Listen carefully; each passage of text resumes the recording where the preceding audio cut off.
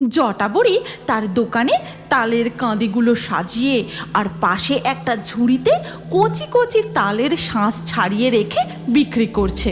তাল গাছের নিচে হারিকেন হাতে এক ভয়ঙ্কর ডাইনি দাঁড়িয়ে, আর তাল গাছের উপরে সাদা শাড়ি পরা এক বুড়ি তাল পারছে। রাত তখন ঠিক 1:45। হাতে হারিকেন নিয়ে এক ডাইনি ও জটা বুড়ি তাল বাগানে প্রবেশ করে। তারপর একটা তাল গাছের নিচে দাঁড়িয়ে ডাইনি হাতের হারিকেনটা উঁচু করে ধরতেই জটা বুড়ি তর তর করে তাল গাছে চড়তে শুরু করে। তারপর গাছের ডগায় উঠে কচি কচি তাল দেবো আমি কাল, নরম তুল তুলে তাল শ্বাস, একবার এসে খেয়ে যাস জটা বুড়ির তাল শ্বাস। এরপর জটা বুড়ি কাটারি করে কচি তালের কাঁধে কাটতে থাকে। তারপর টপাটপ করে বেশ কয়েকটা তালের কাঁধে মাটিতে ফেলে দেয়।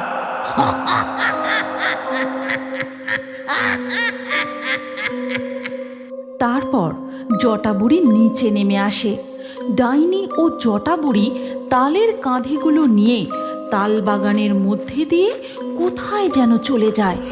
এর পরের দিন সকালবেলা রামপুরের হাটে দেখা যায়, খেয়ে যাও খেয়ে যাও, আম পোড়ার শরবত খেয়ে যাও। এমন ঠান্ডা শরবত খেলে একেবারে কাঁপুনি দিয়ে শীত ধরে যাবে। খেয়ে যাও খেয়ে যাও, পাঁচুর স্পেশাল আম পোড়ার শরবত খেয়ে যাও। এ হলো পঞ্চানন। রামপুরের সবাই ভালোবেসে পাঁচু বলে ডাকে। এই পাঁচু হাটে নানান জিনিসের ব্যবসা করে, কিন্তু কোনো জিনিসেই তেমন লাভ করতে পারে না। কি গো পাঁচু ঠাকুরপো, আমাকে খাওয়াবে না তোমার আম পোড়ার শরবত? দাও তো দেখি এক গ্লাস। হ্যাঁ হ্যাঁ, এক্ষুনি দিচ্ছি বৌদি, এক গ্লাস মাত্র 10 টাকা। ঠিক তখনই পাঁচুর দোকানের উল্টো দিক থেকে শোনা যায়, তাল শ্বাস, নরম কচি কচি তাল শ্বাস, এই গরমে নরম নরম কচি কচি রসে ভরা মিষ্টি তাল শ্বাস, খেয়ে যাও আমার তাল শ্বাস মাত্র 5 টাকা। ঠিক এই বুড়িটার কারণেই পাঁচু তার ব্যবসায় ঠিকঠাক লাভ করতে পারে না। পাঁচু যাই বিক্রি করুক না কেন, এই বুড়িটা তেমনই কিছু জিনিস নিয়ে এসে আরো কম দামে খদ্দেরকে দিয়ে দেয়। নরম নরম তুল তুলে তাল শ্বাস, ওরে তোরা একবার খেয়ে যাস জটা বুড়ির তাল শ্বাস তাল শ্বাস। হাটের বেশ কয়েকজন জটা বুড়ির তাল শাঁসের দোকানের সামনে গিয়ে ভিড় করে, আর ওদিকে পাঁচুর দোকান একদম ফাঁকা। কি বিদঘুটে দেখতে ওই বুড়িটাকে, যেন মনে হয় সদ্য ঘাট থেকে উঠে এসেছে। ওই বুড়িটা আসলে কে কি জানি বাবা, কোথা থেকেই বা এই রামপুরের হাটে আসে তাও জানি না। জটা বুড়ি তার দোকানে তালের কাঁদিগুলো সাজিয়ে আর পাশে একটা ঝুড়িতে কচি কচি তালের শাঁস ছাড়িয়ে রেখে বিক্রি করছে। ও বুড়িমা, আমাকে 10 টাকার তাল শাঁস দাও দেখি। এখনই দিচ্ছি মা। এরপর জটা বুড়ি কলা পাতার প্লেটে 2টো তাল শাঁস বউটাকে দেয়। তারপর একে একে বাকি খদ্দেররাও তাল শাঁস কিনতে থাকে, আর ওদিকে পাঁচু তার দোকানে গামছায় করে মাছি তাড়াতে থাকে। না, আজকের বিক্রি বাটাটাও একেবারে মাঠে মারা গেল। যাই, বাড়ি ফিরে যাই। এরপর পাঁচু তার সরঞ্জাম ঝুড়িতে করে নিয়ে বাড়ি ফিরে যায়। তখন তার বউ তাকে দেখে বলে, কি গো, আজ হাটে কেমন বেচা কেনা হলো?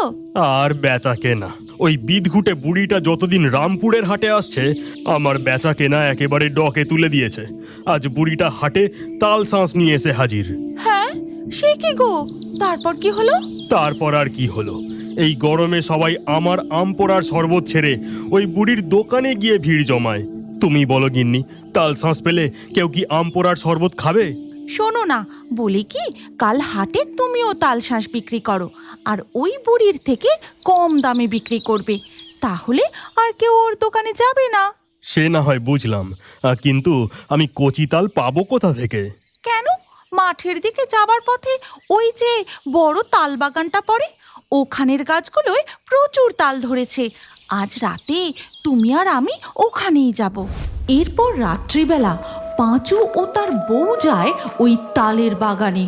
আর ঠিক তখনই সেখানে তারা যা দেখে তাতে তাদের হাড় হিম হয়ে যায়। কই গো, তাড়াতাড়ি গাছের আড়ালে লুকিয়ে পড়ো, ওরা আমাদের দেখতে পেয়ে গেলে আর রক্ষে নেই। পাঁচু ও তার বউ গাছের আড়ালে লুকিয়ে সমস্ত ঘটনা দেখতে থাকে। দেখে তাল গাছের নিচে হারিকেন হাতে এক ভয়ঙ্কর ডাইনি দাঁড়িয়ে, আর তাল গাছের উপরে সাদা শাড়ি পরা এক বুড়ি তাল পাড়ছে।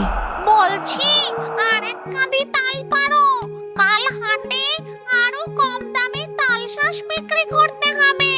ঠিক আছে ঠিক আছে, তবে এক্ষুনি আর একটা তালের কাঁদি ফেলে দিচ্ছি।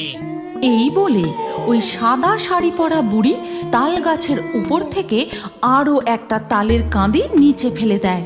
ব্যাস হয়ে গেছে, এবার তুমি নিচে নেমে এসো। আচ্ছা ঠিক আছে। এরপর বুড়ি তাল গাছের ওপর থেকে সোজা লাফ দিয়ে নিচে নেমে আসে, আর ডাইনির হারিকেনের আলোয় বুড়িটাকে দেখেই পাঁচু চিনতে পেরে যায়। আরে, ওটা তো ওই জটা বুড়ি যার জন্য বাজারে আমার কোনো জিনিস বিক্রি হয় না। হ্যাঁ, আমি ঠিক দেখছি, অবিকল ওই জটা বুড়ি। দেখলে তুমি, ওই বুড়ি এক লাফে তাল গাছের ওপর থেকে কেমন নিচে নেমে এলো। ও যে কোনো সাধারণ বুড়ি নয় গো, ও নিশ্চয়ই ভূত। চলো মা, এবার আমরা ফিরে যাই। হ্যাঁ হ্যাঁ চল, এখনো আমাদের আসল কাজ বাকি। এই তাল শাঁসগুলোর ওপর আমাদের। এই কথা বলে ওই ভয়ঙ্কর ডাইনি ও জটা বুড়ি তালের কাঁধে নিয়ে চলে যায়। তার মানে ওই ডাইনিটা হলো ওই জটা বুড়ির মেয়ে। দুই ভুতুরে মা মেয়ে মিলে। এখান থেকে চলো, এই তাল বাগানে গাছে উঠে তাল পাড়া ঠিক হবে না। আমাদের পুকুর পাড়ের তাল গাছগুলোতে কয়েক কাঁদি তাল ধরেছে, তুমি কাল সকালে ওইগুলোই পেরে নিয়ে হাটে যেও। ঠিক আছে, তাই করব। এই রাত বিরেতে আর তাল গাছে ওঠা উচিত হবে না। কাল সকালেই তাল পেরে হাটে নিয়ে যাব। পাঁচু ও সুনিতা তাদের বাড়ি ফিরে যায়। এরপর ধীরে ধীরে সকাল হয়ে যায়। পাঁচু নিজেদের গাছ থেকে কচি তাল পেরে হাটে নিয়ে গিয়ে দেখে ততক্ষণে ওই জটা বুড়ি তার দোকান সাজিয়ে তাল শাঁস বিক্রি করতে শুরু করে দিয়েছে। নরম নরম তুলতুলে তাল শাঁস, ওরে তোরা একবার খেয়ে যাস জটা বুড়ির তাল শাঁস তাল শাঁস। একে একে সবাই বুড়ির তাল শাঁসের দোকানে ভিড় জমায়।